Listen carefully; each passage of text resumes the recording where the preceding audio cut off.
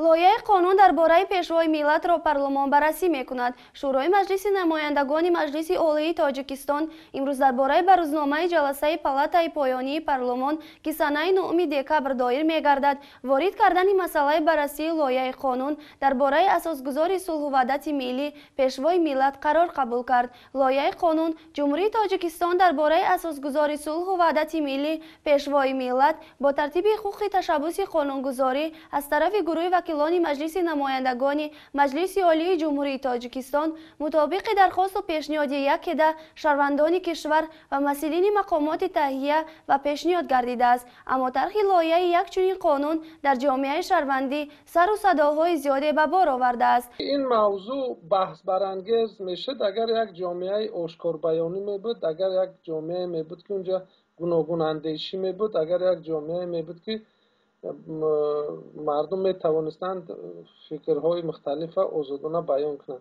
در جامعه که یک کتاز است گمان میکنم که این جای بحث هم نیست، جای صحبت کردن هم نیست، چون که امروز خیلی پرزیدنت باشد، فردا پیشوا، پس فردا پیغمبر، هر چی که میشود دیگر اون چیز قبول میشه.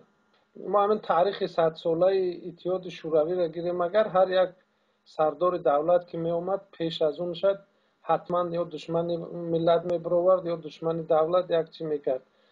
دیدیم که فقط همین حتی اگرچه در سطح دولتی بوریس یلتسین همچون پرزیدنت اولین روسیه نوین اگر در سطح دولتی اگرچه نسبتش احترام میگذارند ولی در مردم نسبتش یک نفرت هست، اگرچه شاید که کارهای نیکی زیاد هم کرده باشد برای روسیه.